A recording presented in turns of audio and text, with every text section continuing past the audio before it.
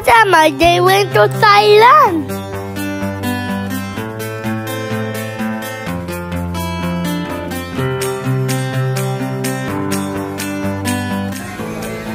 Super aga ng flight, kaya madaling araw pa lang umalis na kami ng bahay. Kaya ayan, pagdating ng airport, kape ka agad.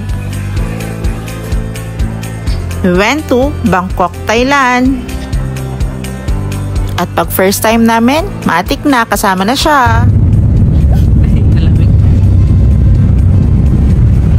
Must-have sa amin ang magdala ng sariling blanket kasi especially if mga A330 na flight, sobrang lamig ng aircraft.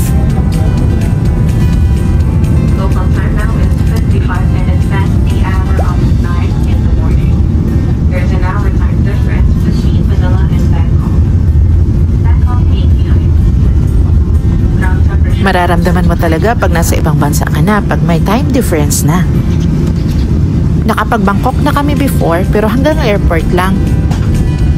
Kaya yan, finally, nakakapag-explore na rin ng Bangkok.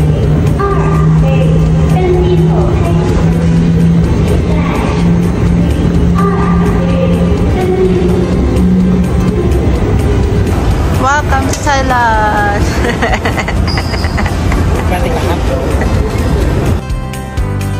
Tips din pala, pag mapapakonvert ng pera, medyo okay ang rate sa basement. Buti na lang, medyo malapit yung hotel namin dito sa Phuket Market. Basta? Sarap, gutom na ako. Wala kayo dyan.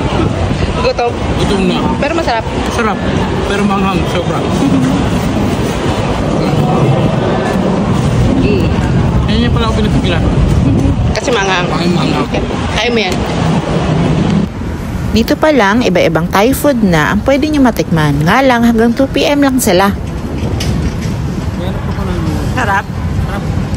Manghang. Sarap. Ganlapi ko eh. For dinner, dito kami dinala ng friend namin sa Jod Fairs. Siyempre, we ordered the legit pad thai. Ito pala yung sikat sa TikTok, yung squid at saka dancing shrimp.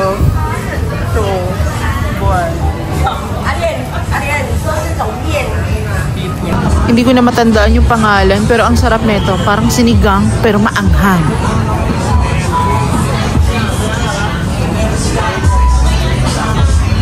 Excited ka na?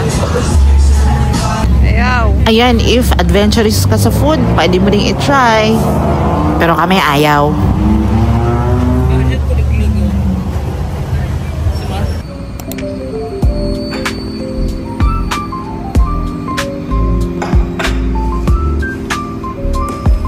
Our first breakfast sa hotel.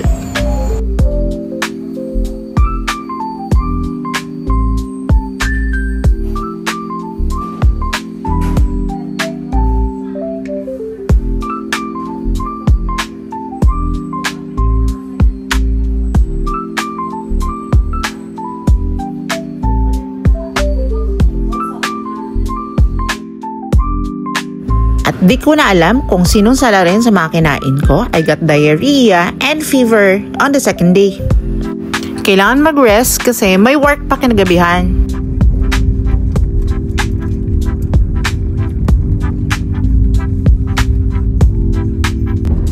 In terms of transportation sa Thailand, mapapasana all ka na sana ganito sa Pilipinas. Sa work namin, marami ka talaga mapupuntahan, matututunan at makakahalubilo.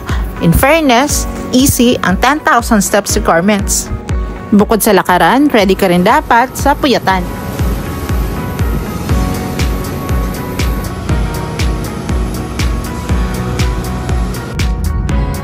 Kagaya nito, madaling araw na nung pabalik kami ng hotel.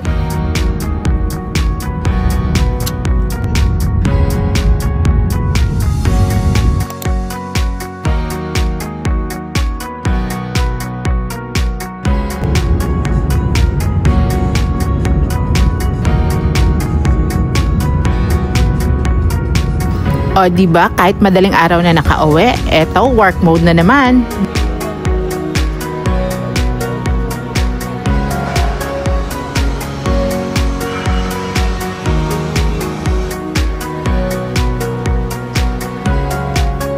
Medyo jam-packed tong araw na to kasi dalawang airport ang pinuntahan namin, ang Bangkok at ang Dunhuang.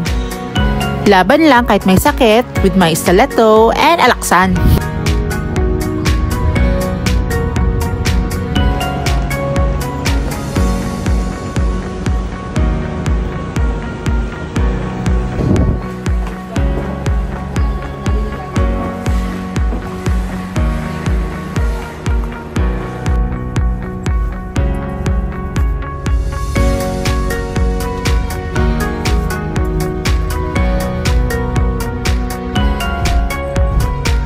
Thirteen years na ako dito at laging ganyan ang view ko kaya sobrang mapapasalamat ka na lang talaga.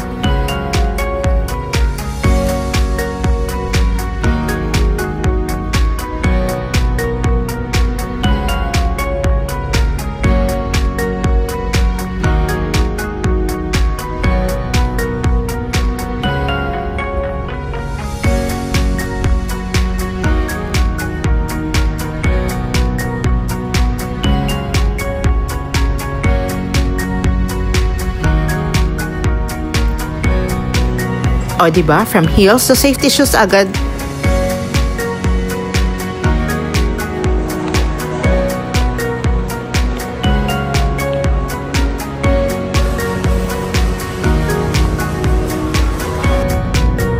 Akala namin maaga kami matatapos, kaso ayan, paggabi na naman nung pauwi kami.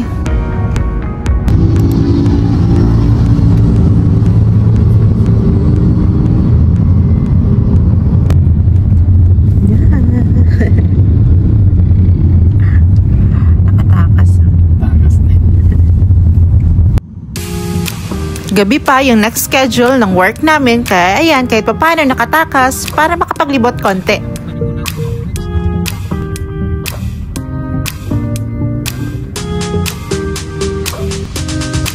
We explore yung mga famous temple ng Thailand, Grand Palace at Emerald Buddha. Tumiretso na kami sa ticketing office kasi hindi available yung date namin sa club. Okay, yes. You check it. Sa mga pupunta dito, take note, may dress code sila. Bawal ang shorts kahit babae, lalaki. Ano, short ka? 50, please. Ano, ayaw maglakad ah.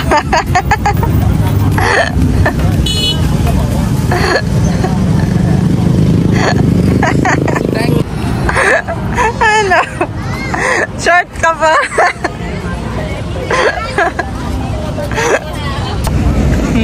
Pag-asos ako. Kasi naka-short pa. Bawal pala. Hindi ko naman sinabi. Wala naman game form. Bawal pala ang short.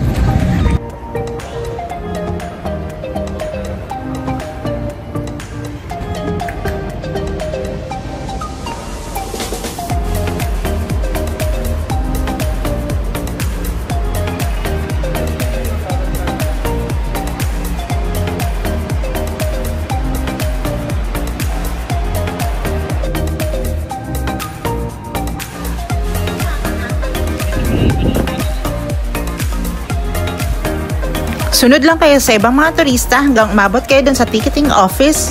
Around 800 pesos isa ang tickets Grand Palace.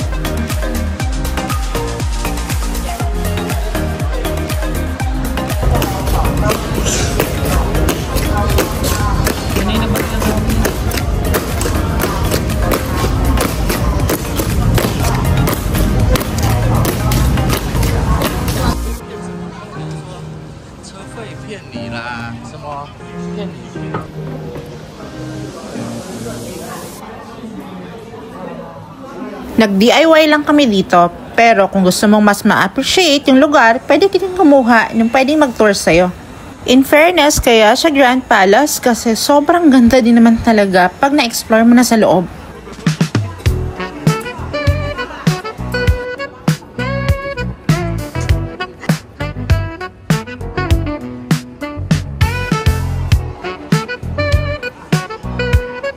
Papa! Maano ka sa hagdan?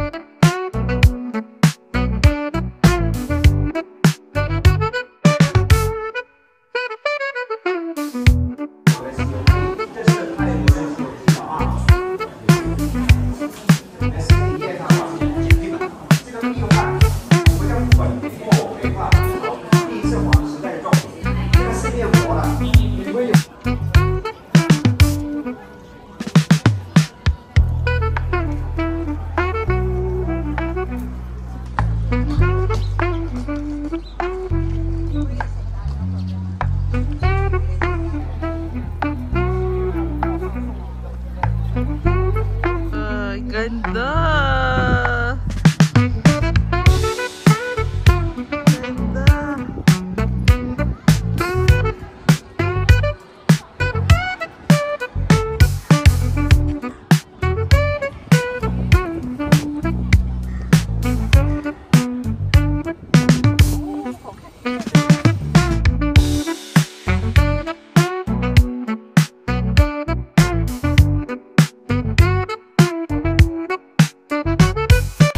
No, kaya pa? Kaya pa. Ang init. Ang ganda pero ang init. Diyos ko, sobrang init. Wow. At sumakay kami ng tuk-tuk para ma-experience. Ay, ganda naman natin. 100 baht para ma-experience yung tuk-tuk papunta dun sa Emerald Buddha from the Grand Palace. Huwag nyo itong i-ismulin kasi bukod sa attraction dito, sobrang bilis nila magpatakbo. Makatakot naman. Bakit ang bibilis nila magpatakbo? Ha? Ang bilis!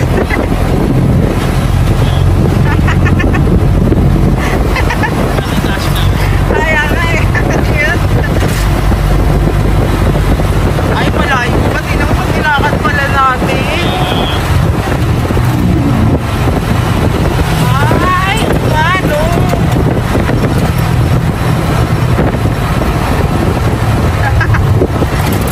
Bata. Ayaw nga pa kung nilawat natin. Medyo malayo. Ah, dito lang? Dito lang pala. Ah?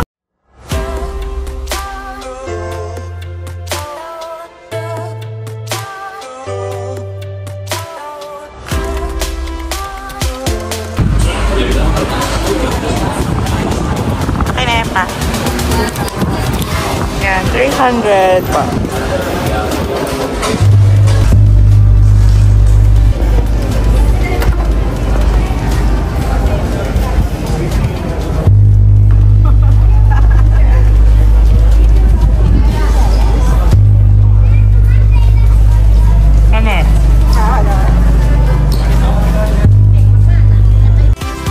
Halos magkamukha lang din sila na Grand Palace, nga lang ang maganda dito yung reclining Buddha.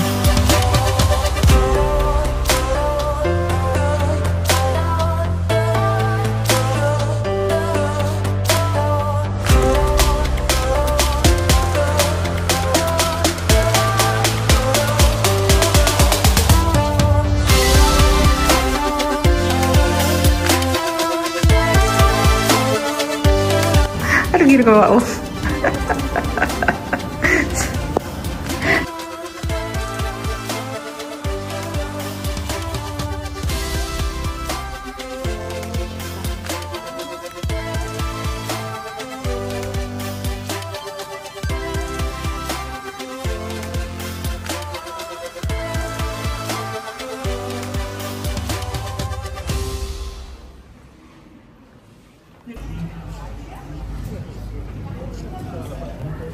Dapat remove yung shoes at ilalagay lang dyan sa bag.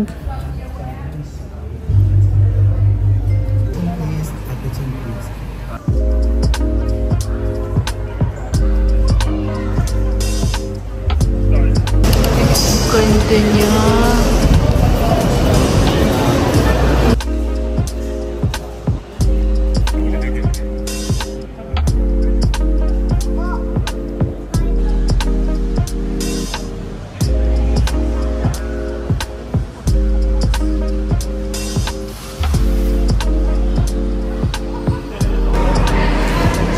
Lokal. Yan, tinda mo. Coins. Magpapapalit ka doon. Papalit ka doon. Ah, para ano.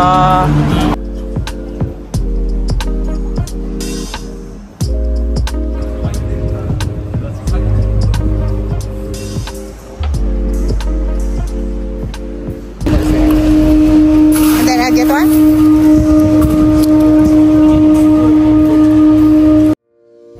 Sabi daw, habang dinadrop mo yung coins, pwede ka daw mag-wish. Ako, I just prayed and sobrang nagpapasalamat sa mga experience na natatamasa namin mag-asawa.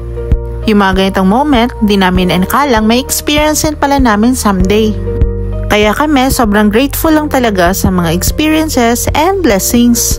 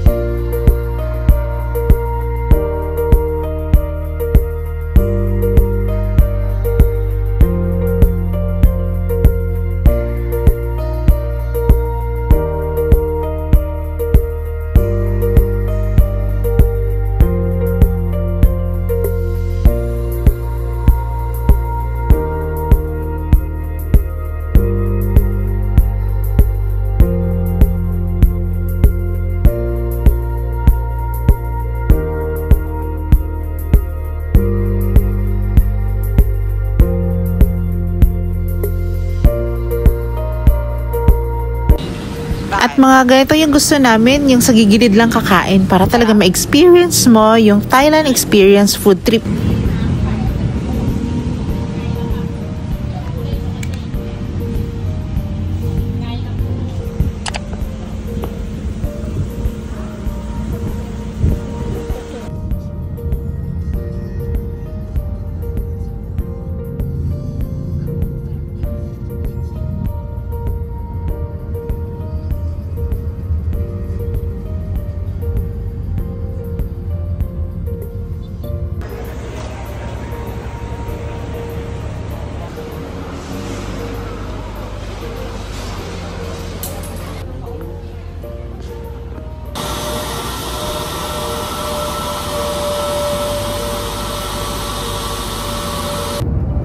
At ayan, madaling araw na naman nung nakauwi.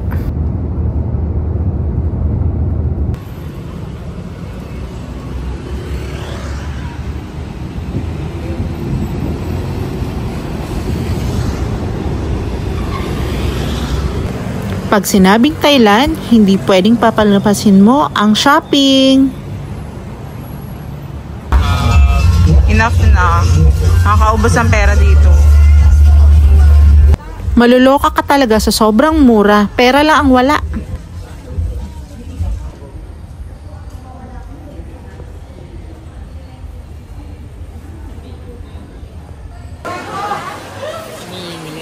Nabuang na siya.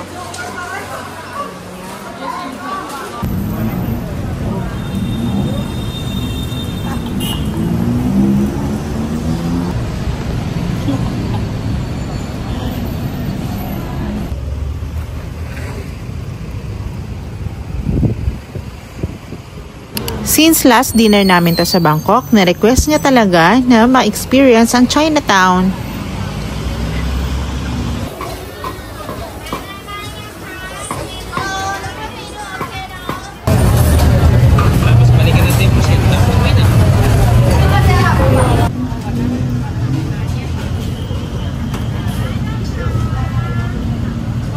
Hindi ko alam anong tawag dyan. Basta masarap. Mas manghang. Ano? Sarap. Hanghang na. Hindi siya bang, no? Parang goto.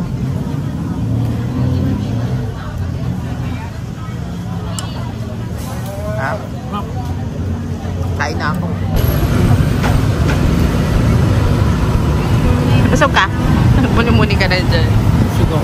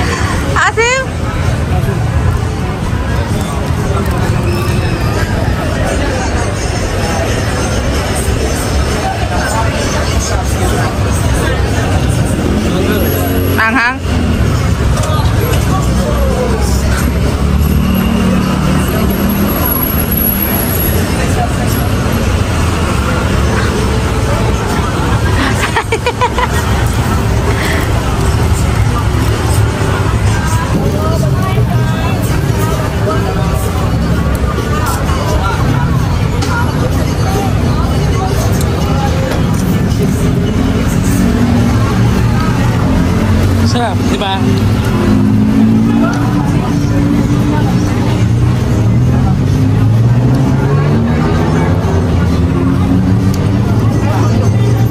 Matamis na manghang. Dali natin sa hotel.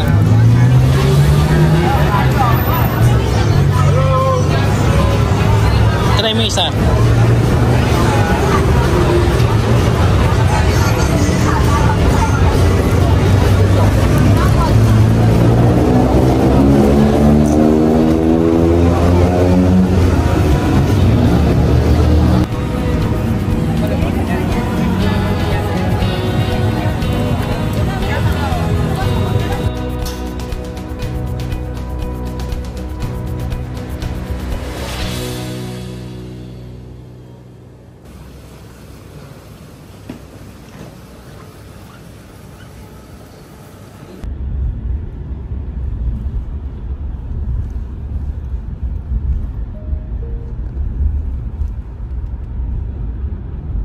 Until next time, Bangkok, sobrang nag-enjoy kami.